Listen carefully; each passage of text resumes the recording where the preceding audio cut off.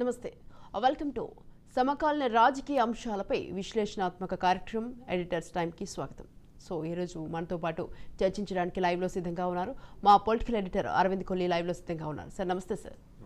Sir చెప్పండి sir, ఇక మన అమెరికన్ హైదరాబాద్లో అయితే మన సీఎం రేవంత్ రెడ్డి అయితే హైదరాబాద్ నుంచి అయితే అమెరికాకు వెళ్ళడం జరిగింది. సో అక్కడైతే అమెరికాలో అయితే మన తెలుగు పర్సన్ ఎవరైతే ఉన్నారో అడోబ్ CEO శాంతన్ నారాయణ అయితే సీఎం రేవంత్ రెడ్డి కలవడం జరిగింది. అంటే హైదరాబాద్ అంటే జనరల్గా గుర్తొచ్చేది హైదరాబాద్ ఓల్డ్ సిటీ, అట్లాగే సికింద్రాబాద్, రెండు జంట నగరాలు అనేవాళ్ళం. తర్వాత సైబరాబాద్ అనేటటువంటి ఒక ప్రత్యేకమైనటువంటి స్పెషల్ ఎకనామిక్ జోన్గా మొదలైనప్పటికీ అది కూడా ఈరోజు ఒక పూర్తి స్థాయి నగరంగా మారినటువంటి పరిస్థితి ఉంది.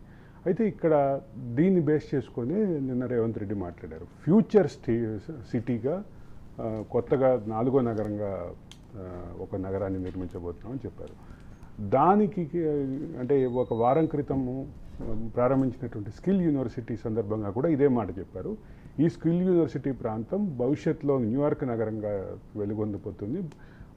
హైదరాబాద్లో ఒక ప్రధానమైనటువంటి ఒక హబ్గా మారబోతుంది. అంటే ఎంప్లాయ్మెంట్ జనరేషన్ హబ్గా, అదే సందర్భంలో మరికొన్ని అంశాలతోటి పూర్తి స్థాయి ఇన్ఫ్రాస్ట్రక్చర్ తోటి ఒక కొత్త నగరంగా రాబోతుంది. ఫ్యూచర్ డెస్టినేషన్ ఇది అని చెప్పారు. అయితే ఇప్పుడు దాన్ని రిలేట్ చేస్తూ రేవంత్ రెడ్డి నిన్న మాట్లాడే సందర్భంగా ఫ్యూచర్ స్టేట్ హైదరాబాద్ అనే future state Telangana, future city Hyderabad and హైదరాబాద్కి 4వ నగరం ఖచ్చితంగా అలంకారం కాబోతుంది. అలంకారంతో పాటు ఇది ఒక పెద్ద హబ్గా మారబోతుంది, అభివృద్ధికి చిరునామాగా మారబోతుంది అనే ప్రొజెక్షన్ ఇచ్చారు. ఇచ్చే క్రమంలో ఆయన అక్కడ ఇన్వెస్ట్మెంట్స్ పెట్టాలి, అక్కడ ఆ పర్టికులర్ ప్రాంతంలో ఏదైతే 4వ నగరంగా భావిస్తున్నటువంటి ప్రాంతంలో భారీగా ఇన్వెస్ట్మెంట్స్కి ఎన్ఆర్ఐలు ముందుకు రావాలని కూడా పిలిపించారు. ఈ క్రమంలోనే మీరు మాట్లాడుతున్నట్టుగా ఏదైతే శంతను నారాయణ ఉన్నారో, Shantanu Narayana Hyderabad public school student, హైదరాబాద్లో చదువుకున్నటువంటి వ్యక్తి. అంటే ఆయన మాటల్లో కూడా చాలా అంటే హైదరాబాద్ నగరం పట్ల ఆయనకి ప్రత్యేకమైనటువంటి ఆసక్తి కూడా ఉంది. వ్యక్తిగతంగా కూడా హైదరాబాద్ నగరంతో నాకు చాలా అనుబంధం ఉంది అని ఆయన పలు సందర్భాల్లో కూడా చెప్పారు. శంతను నారాయణకున్నటువంటి హైదరాబాద్ అనుబంధాన్ని ఇప్పుడు దాన్ని అడోబ్ విస్తరణకి వాడుకోవాలి అని రేవంత్ రెడ్డి ఆలోచిస్తున్నట్టుగా కనిపిస్తుంది. అడోబ్ కూడా ఇక్కడ మరికొంత పెట్టుబడులు పెట్టబోతోంది, మరికొంత డెవలప్మెంట్ సెంటర్ పెట్టబోతోంది అనేది ఒక కీలకమైన అంశం. అంటే ఐటీ రివల్యూషన్ వచ్చిన తర్వాత వచ్చినటువంటి మల్టీమీడియా రంగంలో అడోబ్ అనేది చాలా కీలకమైనటువంటి పాత్ర పోషించింది. అడోబ్ తయారు చేసినటువంటి వివిధ రకాల సాఫ్ట్వేర్లు కానీ, వివిధ రకాల ప్లాట్ఫామ్స్ కానీ మల్టీమీడియా రంగాన్ని, ముఖ్యంగా మీడియా రంగాన్ని, మీడియా అనుబంధ రంగాలని, సినిమా రంగాన్ని పరుగులు పెట్టించిందని చెప్పడంలో ఎక్కడ ఆశ్చర్యం లేదు. దానికి ఎక్కడ వివాదం కూడా లేదు. ఆ అంశాన్ని కీలకంగా చూసుకుంటే మాత్రం హైదరాబాద్ ఒక అంటే మీడియాకి కానీ, అదే సందర్భంలో Hyderabad is no doubt media hub, at the same time multimedia హబ్గా కూడా ఉంది. మల్టీమీడియా హబ్గా ఉండటంతో పాటు సినిమా ప్రొడక్షన్ రంగంలో చాలా కీలకమైనటువంటి పాత్ర పోషిస్తున్నటువంటి సంస్థలు కానీ, వ్యక్తులు కానీ, అంతర్జాతీయ స్థాయిలో సినిమాలు నిర్మిస్తున్నటువంటి వ్యక్తులు కానీ, సంస్థలు కానీ హైదరాబాద్ బేస్డ్గా ఉన్నాయి. కాబట్టి హైదరాబాద్లో అడోబ్ కనుక ఒక వేదికగా మారితే అది మల్టీమీడియా రంగానికి కానీ, సినిమా ప్రొడక్షన్ రంగానికి కానీ, మీడియా ప్రొడక్షన్ రంగానికి కానీ, మల్టీమీడియాకి సంబంధించిన వివిధ శాఖలకు కానీ అదొక ఖచ్చితమైనటువంటి ఒక సానుకూలమైన పరిణామం. ఇది ముందుకొచ్చింది అనేది క్లియర్. ఇక దాంతోపాటు మరికొన్ని డెవలప్మెంట్ సెంటర్లు కూడా రాబోతున్నాయి. మొత్తం మీద ముఖ్యమంత్రి పర్యటనలో ఒకటి కీలకంగా గమనించాల్సిన అంశం ఏంటంటే, ముఖ్యమంత్రి వివిధ కంపెనీలను కలిసే క్రమంలో ముఖ్యమైనటువంటి పాత్ర పోషిస్తున్నటువంటి ఎన్ఆర్ఐలు కూడా చాలా కీ రోల్ పోషిస్తున్నారు. కాబట్టి ఒక అవుట్కమ్ అయితే పాజిటివ్గా వచ్చేటటువంటి వాతావరణం అయితే ఖచ్చితంగా ఉందని చెప్పక తప్పదు. ఈ మొత్తం క్రమంలో ఎన్ఆర్ఐలు సిఇఓలుగా ఉన్నటువంటి సంస్థలు, వీటన్నిటి పెట్టుబడులు రావడంతో పాటు కొన్ని ప్రధాన సంస్థలు కూడా, ఐటీ రంగంలో ప్రధాన సంస్థలు కూడా డేటా సెంటర్లు పెట్టడానికి, డెవలప్మెంట్ సెంటర్లు పెట్టడానికి, రీసెర్చ్ సెంటర్లు పెట్టడానికి ఆసక్తి చూపిస్తున్నటువంటి నేపథ్యంలో ముఖ్యమంత్రి పర్యటన అయితే ఒక సానుకూలమైనటువంటి ఫలితాలు ఇచ్చేటటువంటి పరిస్థితి ఉంది. అయితే ముఖ్యమంత్రి సహజంగానే మన దగ్గర ఏదన్నా ఒక అంశం ముందుకు వచ్చినప్పుడు రాజకీయ అంశాలు ఖచ్చితంగా వస్తాయి. ఇప్పుడు ప్రధానమైనటువంటి రాజకీయ విమర్శలు కూడా వస్తున్నాయి. స్వాతి ఐ హోప్ నిన్న కొండా సురేఖ ప్రెస్ మీట్ గురించి మాట్లాడుకోక తప్పదు. కొండా సురేఖ కూడా ఇదే అంశాన్ని మాట్లాడారంటూ మనకి ఒకటి క్లారిటీ వచ్చింది. అయితే ఒక కీలకమైన అంశం ఇక్కడ గమనించాల్సింది ఏంటంటే, ముఖ్యమంత్రి పర్యటన ప్రారంభమైన నాటి నుంచి కూడా ముఖ్యమంత్రి పర్యటన పట్ల విమర్శలు అయితే ఖచ్చితంగా వస్తున్నాయి. అసలు ఇప్పుడు వస్తున్నటువంటి ప్రధానమైనటువంటి విమర్శ ఏంటంటే, నిన్న దానికి సీఎంఓ 2 రోజుల నుంచి క్లారిటీ ఇస్తోంది. సీఎంఓ దానికి చాలా క్లియర్గా ఎక్స్ప్లెనేషన్ ఇచ్చింది. ఒక అంశం ముఖ్యంగా చర్చలోకి వచ్చింది ఏంటంటే, సీఎం పర్యటన అర్ధాంతరంగా ముగించుకుని హైదరాబాద్ వచ్చేయబోతున్నారు అంటూ ఒక స్పెక్యులేషన్ బాగా విస్తృతంగా చర్చలోకి వచ్చింది. ఈ స్పెక్యులేషన్ని తెలంగాణ రాష్ట్ర సమితి, భారత రాష్ట్ర సమితి సోషల్ మీడియా వింగే ఇదంతా ప్రచారం చేస్తుంది అంటూ ప్రభుత్వం కౌంటర్ ఇస్తుంది. ప్రభుత్వం ఇస్తున్నటువంటి ఈ కౌంటరు ఇస్తున్నప్పటికీ ఈ వివాదాలు మాత్రం ఖచ్చితంగా ముందుకు తీసుకొస్తున్నారు. సోషల్ మీడియాలో విస్తృతంగా ముఖ్యమంత్రి పర్యటన స్పందన లేక తిరిగి వస్తున్నారు అనేటటువంటి భావాన్ని ఇవ్వడానికి ప్రయత్నం చేస్తున్నారు. ఇది ఖచ్చితంగా రాజకీయపరమైనటువంటి చర్య, రాజకీయపరమైనటువంటి ఉద్దేశాలు ఉన్నాయనేది చాలా క్లియర్గా చెప్తున్నటువంటి పరిస్థితి ఉంది. ఈ మొత్తంలో కీలకంగా ఉన్నటువంటి అంశం ఏంటంటే, ఒక పక్క ముఖ్యమంత్రి వరుసగా సీఈఓలతోటి భేటీ, వరుసగా ప్రధానంగా ప్రపంచ బ్యాంక్ అధ్యక్షుడితో పాటు మిగతా కీలకమైనటువంటి వ్యక్తులతోటి భేటీలు జరుగుతూ వరుస క్రమంలో ఆయన ముందుకు దూసుకుపోతుంటే ఈ రకమైనటువంటి ప్రచారాలు చేస్తున్నారు అంటూ నిన్న జగ్గారెడ్డి కానీ కొండా సురేఖ కానీ కౌంటర్ ఇచ్చినటువంటి పరిస్థితి. ఈ మొత్తంలో ఆలోచించాల్సిన అంశం ఏంటంటే, రాజకీయ పరిణామాలు, రాజకీయపరమైనటువంటి విమర్శలు, ప్రతి విమర్శలు ఎలా ఉన్నా ముఖ్యమంత్రి పర్యటన మాత్రం దూసుకుపోతుంది. ముఖ్యమంత్రి తన పర్యటన కొనసాగిస్తున్నారు. అకార్డింగ్ టు ద షెడ్యూలే ఆయన రిటర్న్ వస్తారు. ఈ లోపు రావట్లేదు. ఆయన పూర్తి స్థాయిలో పెట్టుబడుల ఆకర్షణలో బిజీగా ఉన్నారు అనే క్లారిటీ అయితే ముఖ్యమంత్రి కార్యాలయం ఇచ్చిందని విషయం అర్థం చేసుకోవాలి స్వాతి.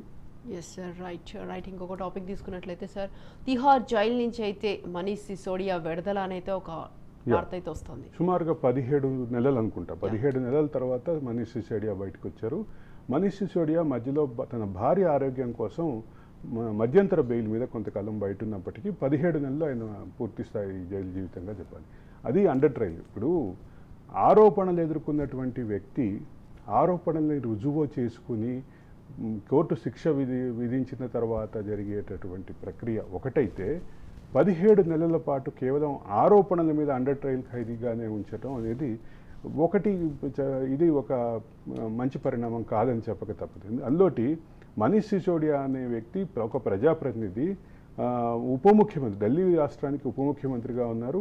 అదే సందర్భంలో ఢిల్లీలో అనేక సంస్కరణలు, పాలనా సంస్కరణలకి మూలబిందువుగా ఉన్నారు.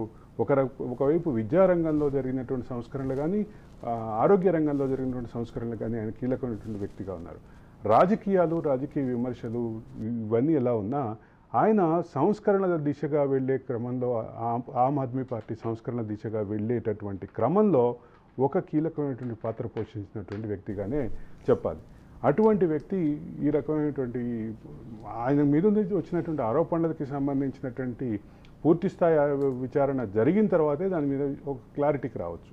కానీ దీనికి సంబంధించినటువంటి ప్రాథమికమైనటువంటి అంశం మాట్లాడాల్సింది ఏంటంటే, ఇది ఇంత సుదీర్ఘమైనటువంటి కాలం జైల్లో ఉండటం అనేది ఒక సానుకూల పరిణామం కాదు అనేటువంటి అంశం కాదు.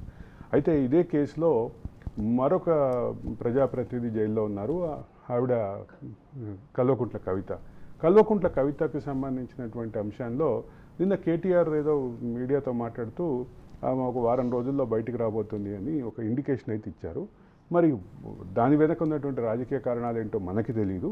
కానీ ఒకటి మాత్రం చెప్పాల్సింది ఏంటంటే, ఈ మొత్తం దీంట్లో కల్వకుంట్ల కవిత మీద వచ్చినటువంటి ఆరోపణలు, కల్వకుంట్ల కవిత మీద బుక్ అయినటువంటి రెండవ కేసు, ఈ రెండిట్లో పూర్తి స్థాయిలో బెయిల్ వస్తుంది అని బీఆర్ఎస్ పార్టీ, కేసీఆర్ కుటుంబం ఆశిస్తోంది అని చెప్పక తప్పదు.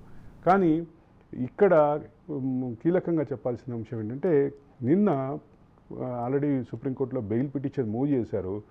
మూవ్ చేసినటువంటి బెయిల్ పిటిషన్ సోమవారం విచారణకు రాబోతోంది. ఆ విచారణ సందర్భంగా క్లారిటీ వస్తే బెయిల్ వస్తే ఒకవేళ బెయిల్లో ఉన్నటువంటి కండిషన్స్ అనుమతిస్తే ఆమె విడుదలై హైదరాబాద్ వచ్చే అవకాశం ఉంది. లేదా బెయిల్లో కనుక ఖచ్చితంగా ఢిల్లీలోనే ఉండాలి అన్న నియమం ఏమన్నా పెడితే మాత్రం అక్కడే ఉండాల్సినటువంటి పరిస్థితి వస్తుంది. ఈ మొత్తంలో కల్వకుంట్ల కవితకి సంబంధించినటువంటి బెయిల్ రాబోతుంది అనేటటువంటి సంకేతాలు ఇచ్చినటువంటి కేటీఆర్ వ్యాఖ్యల వెనక ఉన్నటువంటి రాజకీయ మంత్రాంగాన్ని కొంతమంది వ్యక్తులు కొన్ని పార్టీలు ఊహిస్తున్నాయి. అంటే బీజేపీ తోటి సానుకూలమైనటువంటి డైరెక్షన్లో వెళ్ళేటటువంటి క్రమంలోనే కవితకి బెయిల్ రాబోతోంది అంటూ ఒక రాజకీయపరమైన ఊహాగానం జరుగుతోంది.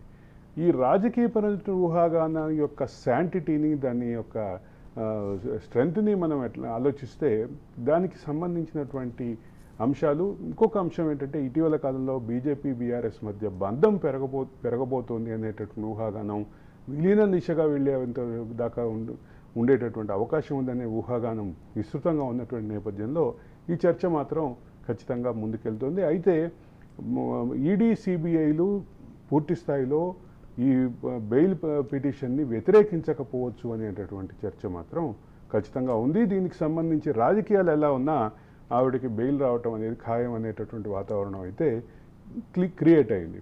ఈసారి బెయిల్ పిటిషన్లో అభ్యంతరం పరంగా చూస్తే సిబిఐ ఈడీ అభ్యంతరం పెట్టకపోవచ్చు, అందుకు రాజకీయ కారణాలు ఉన్నాయనేటువంటి చర్చ అయితే ఉంది.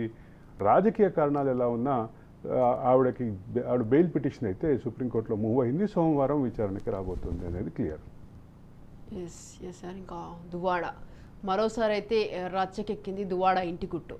సో నిన్న మొన్న మధ్యాహ్నం నుంచి వాళ్ళ కూతుర్లు ఇంటి దగ్గరికి వెళ్ళి అతని కోసం వెయిట్ చేసినా కానీ ఎలాంటి ఫలితం లేదని వాళ్ళైతే. అంటే ఒక బ్యాడ్ విషయం ఏంటంటే ఒక కుటుంబం యొక్క అంతర్గత సమస్యలు, ఒక ఇద్దరు వ్యక్తుల మధ్య ఉన్నటువంటి వివాహేతర సంబంధాలు, అది నేను అక్రమ సంబంధం అంటలేదు, అది వివాహేతర సంబంధమే అంటున్నాను.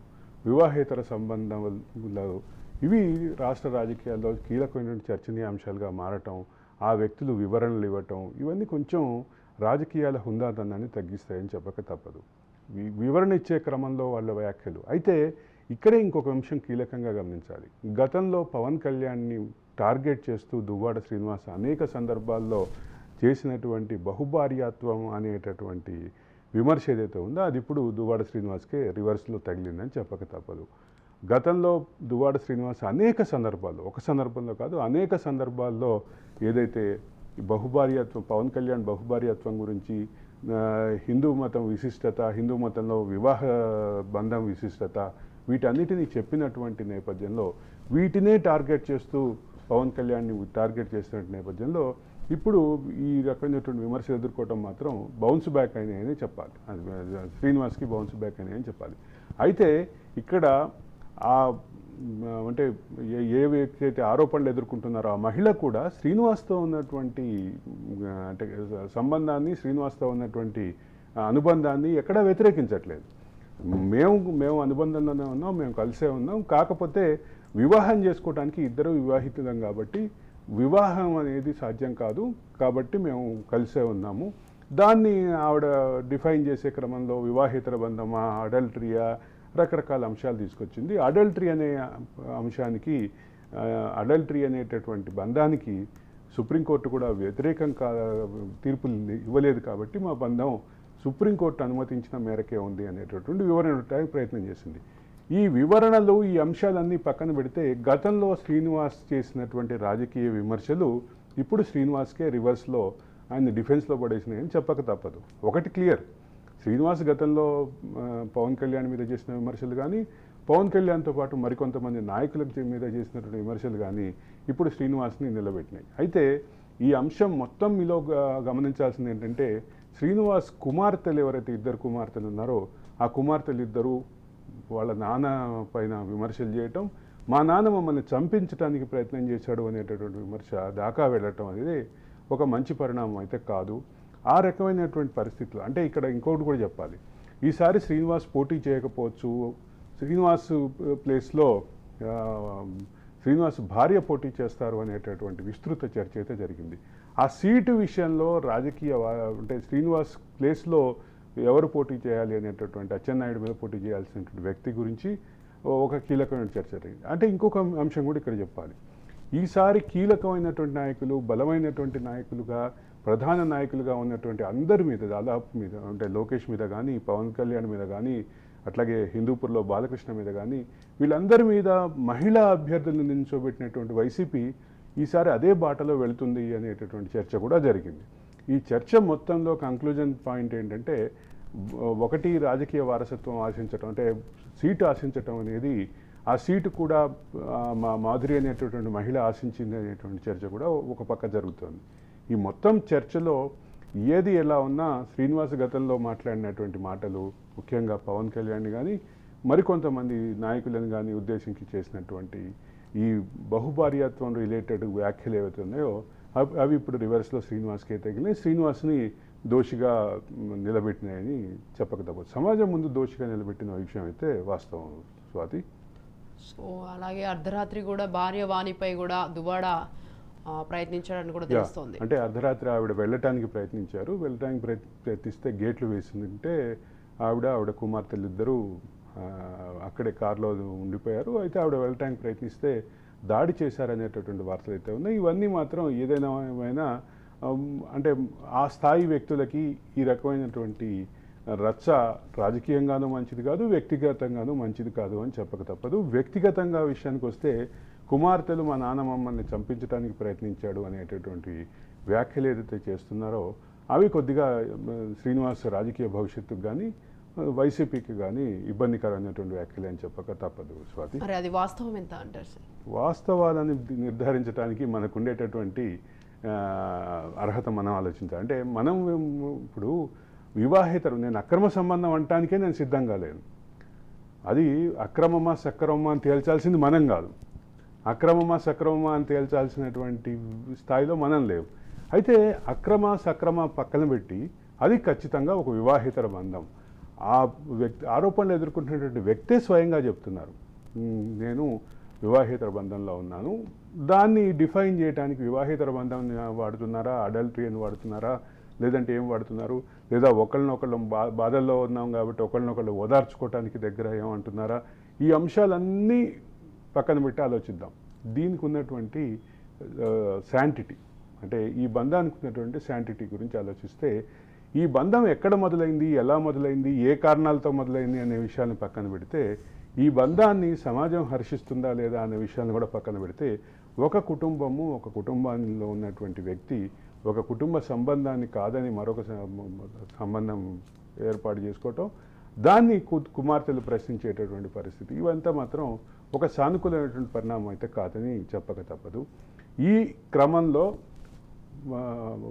ఆ ఆరోపణలు ఎదుర్కొంటున్న మహిళ కూడా మాట్లాడుతున్న మాట ఏంటంటే, మేము బంధంలో ఉన్నాము అని చెప్తున్నారు. కాబట్టి ఇక్కడ బంధము ఇవన్నీ పక్కన పెడితే వీళ్ళ కుటుంబ వ్యవహారాన్ని రాష్ట్ర రాజకీయాల వ్యవహారంగా మార్చటం మాత్రం మంచి పరిణామం కాదని ఖచ్చితంగా చెప్తాను స్వాతి.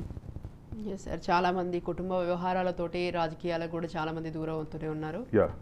సో నెక్స్ట్ ఇంకా హైదరాబాద్ విషయానికి వస్తే, తెలంగాణ విషయానికి వస్తే అయితే హైదరాబాద్కి అయితే మరి సీఎం రేవంత్ రెడ్డి ఎన్ని కంపెనీలను తీసుకొస్తారంటారు?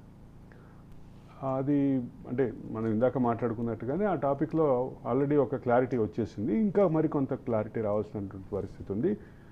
ఒక అడుగు ముందుకు వెళ్తున్నటువంటి క్రమంలోనే తెలంగాణ ఈజ్ ఫ్యూచర్ స్టేట్ అని చెప్పినటువంటి రేవంత్ రెడ్డి ఆ డైరెక్షన్లోనే పనిచేస్తున్నారని చెప్పక తప్పదు స్వాతి.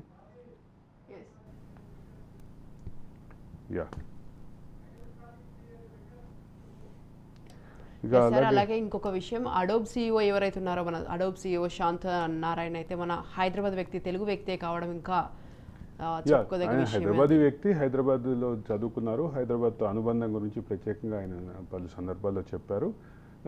అలాగే ఇంకొక అంశం కూడా చెప్పాలి, ఆయనతో పాటు మన మరికొంతమంది ప్రధానమైనటువంటి ఎన్ఆర్ఐలు ఈ అంశంలో, అంటే అదే పబ్లిక్ స్కూల్, హైదరాబాద్ పబ్లిక్ స్కూల్లో చదువుకున్నారు. చదువుకోవటంతో పాటు ఇక్కడ సంస్కృతి పట్ల, ఇక్కడ దీని పట్ల మొత్తం పూర్తి స్థాయిలో అవగాహన ఉన్నటువంటి వ్యక్తులుగానే చెప్పాలి. హైదరాబాద్ అనేది ఫ్యూచర్ డెస్టినీగా మారే క్రమంలో వీళ్ళందరూ కూడా ప్రధాన పాత్ర పోషిస్తారు. గతంలో హైదరాబాద్లో ఉన్నారు, హైదరాబాద్ స్టూడెంట్స్, హైదరాబాద్ కల్చర్ తెలుసు, హైదరాబాద్లో ఆహారపు అలవాట్లు తెలుసు.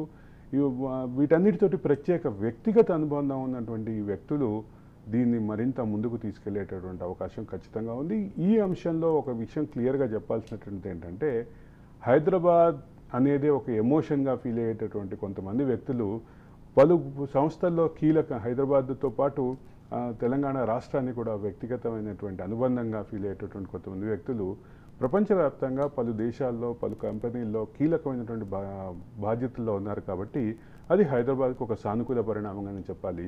అక్కడి నుంచి పెట్టుబడుల వరద వచ్చేటటువంటి అవకాశం ఖచ్చితంగా ఉంది. దాన్ని ఖచ్చితంగా ట్యాప్ చేసుకునేటటువంటి గవర్నమెంట్ కావాలి, ఆ రకమైనటువంటి ఇనిషియేటివ్ కావాలి, ఆ రకమైనటువంటి చొరవ కావాలి, ఆ చొరవ చూపించేటటువంటి గవర్నమెంట్ కావాలి. ఇప్పుడు వచ్చేటటువంటి సానుకూలతల్ని గ్రౌండ్ చేయటంలో, ఇన్వెస్ట్మెంట్స్ గ్రౌండ్ చేయటంలో, ఉపాధి అవకాశాలు పెరగటంలో కీలక పాత్ర పోషించాల్సినటువంటి తరుణం ఇది. ఇది గత 10 సంవత్సరాలుగా 15 సంవత్సరాలుగా అంతర్జాతీయంగా పలు సంస్థల్లో హైదరాబాదీల, ముఖ్యంగా తెలంగాణ వారిది, ఆంధ్రప్రదేశ్ వారిది పాత్ర, కీలకమైనటువంటి పాత్ర పెరిగింది. ఆ క్రమంలో తెలుగువారి పాత్ర ఏదైతే పెరిగిందో వాళ్ళని ఇక్కడికి ఇన్వెస్ట్మెంట్స్ రావడానికి, కారకులుగా ఇన్వెస్ట్మెంట్స్ రావడానికి ఒక దూతలుగా, at the same time facilitate చేయడంలో తెలంగాణ రాష్ట్ర ప్రభుత్వం పోటీ పడేటటువంటి అవకాశం ఉంది. ఆ రకమైనటువంటి పోటీ పడినప్పుడు మాత్రమే ఆంధ్రప్రదేశ్, తెలంగాణలో ఈ ప్రాజెక్టుల గ్రౌండింగ్ స్టార్ట్ అవుతుంది. గ్రౌండింగ్ స్టార్ట్ అయితే ఉపాధి కల్పన వస్తుంది. ఉపాధి కల్పన వస్తే ఆటోమేటిక్గా రాష్ట్రం యొక్క, ఈ భౌగోళికంగా ఈ రాష్ట్రం యొక్క, ఈ ప్రాంతం యొక్క ఎంప్లాయ్మెంట్ జనరేషన్ జరగడం ద్వారా వచ్చేటటువంటి సానుకూల ఫలితాలు ఉంటాయి. ఆర్థిక వ్యవస్థ బలోపేతం అవుతుంది. అంటే ఒక రంగంలో ఉపాధి పెరిగితే దానికి అనుబంధ రంగాలతో పాటు కన్జ్యూమర్ రంగం కూడా పెరుగుతుంది. కాబట్టి ఓవరాల్గా ఒక డెవలప్మెంట్ వాతావరణం క్రియేట్ అవుతుంది. ఆ డెవలప్మెంట్ వాతావరణం క్రియేట్ అవ్వటం హైదరాబాద్కి 4వ నగరంగా ప్రతిపాదిస్తున్నటువంటి, ఊహిస్తున్నటువంటి మన ఆ ప్రాంతం ఏదైతే ఉందో బేగరికంచ ప్రాంతం, బేగరికంచ ప్రాంతానికి సంబంధించినటువంటి డెవలప్మెంట్ కూడా చాలా ఉపయోగకరం ఉంటుంది. బేగరికంచకు మాత్రమే కాదు, ఇది అమరావతికి కూడా ఒక పాజిటివ్ ఫ్యాక్టర్గానే చూడాలి. దేశవ్యాప్తంగా పెట్టుబడులను ఆకర్షించడంలో గుజరాత్ తోటి ఆంధ్రప్రదేశ్, తెలంగాణ పోటీ పడి ఏదైతే ఈ పని చేస్తాయో అప్పుడు మాత్రమే ఓవరాల్ అభివృద్ధి సాధ్యం అవుతుందని చెప్పక తప్పదు. స్వాతి. ఎస్ సార్, ఇంకా అలాగే భారీ పెట్టుబడులకు కూడా ఈ ఆర్ఎం ఈక్విటీ కూడా దశల వారీగా అయితే 3,350 కోట్ల 3,350 కోట్ల పెట్టుబడులకైతే ప్రణాళికలు రూపొందించిందని చెప్పాలి మనం. అంటే ఇది వాళ్ళు ఒక డెవలప్మెంట్ సెంటర్ పెడతామని చెప్పి ఇక్కడ ప్రతిపాదిస్తున్నారు. ఆర్ఎం ఈక్విటీకి సంబంధించినటువంటి ప్రతిపాదనకి రాష్ట్ర ప్రభుత్వం కూడా సానుకూలంగా ఉంది. మొత్తం ఇప్పుడు రాబోతున్నటువంటి పెట్టుబడుల వరదకి సంబంధించినటువంటి అంశాల్లో వచ్చేటటువంటి పెట్టుబడులకి ఫెసిలిటేట్ చేయటం అనేది చాలా ముఖ్యమైనటువంటి పని. దాన్ని ఎక్కడా లింక్ ఫెయిల్ అవ్వకుండా పూర్తి స్థాయిలో గ్రౌండ్ అయ్యే వరకు రాష్ట్ర ప్రభుత్వం పూర్తి స్థాయిలో ప్రతిపాదించాలి, పూర్తి స్థాయిలో పనిచేయాలి. అప్పుడు మాత్రమే ఈ ఫెసిలిటీ సాధ్యమవుతుంది. అయితే ఒకటి మాత్రం క్లియర్, ముఖ్యమంత్రి పర్యటన సందర్భంగా వస్తున్నటువంటి భారీ అంటే అష్యూరెన్స్లు ఏవైతే ఉన్నాయో ఆ అష్యూరెన్స్లు గ్రౌండ్ అయ్యే వరకు పూర్తి స్థాయిలో రాష్ట్ర ప్రభుత్వం కానీ, పెట్టుబడుల శాఖ కానీ, అదే సందర్భంలో ఎన్ఆర్ఐ శాఖ కానీ, మన ఇన్ఫ్రాస్ట్రక్చర్ కార్పొరేషన్ కానీ, Telangana state industrial infrastructure corporation కానీ, ఇవన్నీ కూడా ఒక సమన్వయంతో పనిచేసి దీనికి ఒక అవుట్కమ్ ఇవ్వాల్సినటువంటి పరిస్థితి ఉంది అని చెప్పక తప్పదు. స్వాతి. ఎస్ సార్, ఇంకొక విషయానికి వస్తే అయితే వరదల గురించి, ప్రాజెక్టుల విషయానికి వస్తే దాని గురించి ఏం మాట్లాడతారు? ప్రాజెక్టులకు సంబంధించినటువంటి అంశంలో ఒకటైతే క్లియర్, అన్ని ప్రాజెక్టులు ఓవర్ఫ్లో అవుతున్నాయి. తెలంగాణ, ఆంధ్రప్రదేశ్లో ఉన్నటువంటి అన్ని ప్రాజెక్టులు ఓవర్ఫ్లో అవుతున్నాయి. చివరికి ఓవర్ఫ్లో ఏ స్థాయికి వచ్చిందంటే, కృష్ణానదిలో వచ్చినటువంటి వరద విషయంలో హైదరాబాద్కి నీటిని సప్లై చేసేటటువంటి సుంకీసుల ప్రాజెక్ట్ ఏదైతే ఉందో దాన్ని అంటే రిటైనింగ్ వాల్ కూడా కొట్టుకుపోయేంత స్థాయిలో వరద వచ్చింది. ఈ ప్రాజెక్టుకి సంబంధించినటువంటి అంశంలో కూడా రాజకీయపరమైనటువంటి విమర్శలు, వివాదాలు జరుగుతున్నాయి. కృష్ణా ప్రాజెక్టుల విషయంలో, కృష్ణా ప్రాజెక్టులకి సంబంధించినటువంటి అంశంలో, కృష్ణా ప్రాజెక్టులలో నిర్వహణ వైఫల్యాలు, నిర్మాణ వైఫల్యాల మీద ఒక పూర్తి స్థాయిలో విచారణ జరిపిస్తామని నిన్న భట్టి విక్రమార్క చెప్పిన నేపథ్యంలో ఈ అంశం కూడా మరింత వివాదం కాబోతుంది. ఇప్పటికే గోదావరి ప్రాజెక్టులు ఏదైతే గోదావరి మీద కట్టినటువంటి ప్రధానమైనటువంటి కాళేశ్వరం ప్రాజెక్టు అంతర్భాగమైనటువంటి మేడిగడ్డ, అన్నారం, సుందిళ్ళ, ఈ మూడింటి మీద జరుగుతున్నటువంటి వివాదం ఏదైతే ఉందో ఆ వివాదానికి ఇప్పుడు కృష్ణా వాటర్ వివాదం కూడా తోడైందని చెప్పాలి. కృష్ణా ప్రాజెక్టుల విషయంలో కూడా నిర్మాణ లోపాలు, నిర్వహణ లోపాలు ఉన్నాయనేటటువంటి ఆరోపణలు అంటే గత ప్రభుత్వానికి కొంచెం ఇబ్బందికరమైనటువంటి పరిణామంగానే చెప్పాలి. ఒక విషయం క్లియర్గా ఆలోచించాల్సింది ఏంటంటే, కృష్ణా ప్రాజెక్టులని నెగ్లెక్ట్ చేసి గోదావరి మీద పూర్తి స్థాయిలో కాళేశ్వరం మీదే ఫోకస్ పెట్టింది అని ఒకవైపు రాష్ట్ర ప్రభుత్వం గత రాష్ట్ర ప్రభుత్వం మీద అంటే టీఆర్ఎస్ ప్రభుత్వం మీద విమర్శలుంటే, ఇప్పుడు అంతో ఇంతో కాన్సన్ట్రేట్ చేసినటువంటి గోదావరి మీద ఆ రకమైనటువంటి విమర్శలు ఉన్నాయి. కృష్ణాని నెగ్లెక్ట్ చేశారంటే అక్కడ కూడా ఇప్పుడు ఒక విమర్శ మొదలైంది. అక్కడ కూడా నిర్మాణ వైఫల్యాలు, నిర్వహణ వైఫల్యాలు చాలా కీలకంగా కనిపిస్తున్నాయి. గతంలో కల్వకుర్తి పంపులు కొట్టుకుపోయినటువంటి విషయం మనం చూసాం. అక్కడి నుంచి నిర్వహణ వైఫల్యాలను ఆలోచిస్తే ఆ రకమైనటువంటి ఇబ్బందులు ఉన్నాయి. ఇప్పుడు ఏదైతే డ్యామ్ ఏదైతే పంప్ హౌస్ ఉందో ఆ పంప్ హౌస్ విషయంలో ఎల్ఎన్టీ కానీ గత ప్రభుత్వం కానీ పూర్తి స్థాయిలో బాధ్యత వహించాలి అంటూ ఉత్తమ్ కుమార్ రెడ్డి కానీ బట్టి కానీ చేసినట్లు వ్యాఖ్యలు అవుతున్నాయో అవి కృష్ణా ప్రాజెక్టుల విషయంలో, కృష్ణాలో పట్టినటువంటి ప్రాజెక్టులు, కృష్ణా ప్రాజెక్టుల నిర్వహణ విషయంలో గత ప్రభుత్వం యొక్క పనితీరు ఆ వివాదాల్ని మరింత జటిలం చేస్తున్నాయని చెప్పక తప్పదు. స్వాతి, సరిగ్గా భద్రతా విషయానికి వస్తే ఏమంటారు? ప్రాజెక్టుల భద్రతకి సంబంధించిన అంశాల్లో చాలా కీలకం. అంటే ఒకటి, మనకి ఇప్పుడు పంప్ హౌస్ విషయంలో హైదరాబాద్ నగరానికి వాటర్ సప్లై చేసేటువంటి పంప్ హౌస్ విషయంలో ఏదైతే అంశం ఉందో, వివాదం ఉందో, సుంకీశుల, ఆ సుంకీశులకి సంబంధించినటువంటి వివాదం అలాగే ఉంది. అక్కడ మనం నిన్న కూడా మాట్లాడుకున్నాం ఈ సబ్జెక్టే. సుంకీశులకు సంబంధించినటువంటి వివాదంలో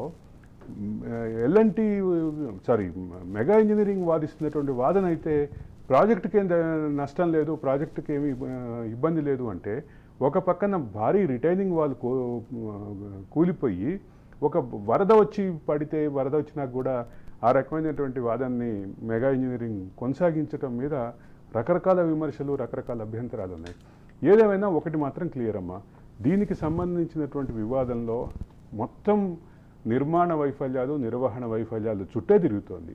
నిర్మాణ వైఫల్యాలకి సంబంధించినటువంటి రిటైనింగ్ వాళ్ళ దగ్గర ఉన్నటువంటి సెన్సర్లు ఎందుకు పనిచేయలేదు అనేటటువంటి అంశాల నుంచి మొదలు పెడితే ప్రతి అంశంలోనూ మెగా ఇంజనీరింగ్ కానీ గత ప్రభుత్వం కానీ బాధ్యులుగానే దోషులుగానే రాష్ట్ర ప్రజల ముందు నిలబడాల్సినటువంటి పరిస్థితి అయితే వచ్చిందని చెప్పక తప్పదు. Swathi, right sir, right, thank you so much sir. So చూసారు కదా, ఇది ఇవాల్టి ఎడిటర్స్ టైంలో సమకాలీన రాజకీయ అంశాలపై చర్చ. చూస్తూనే ఉండండి రాజ్ న్యూస్.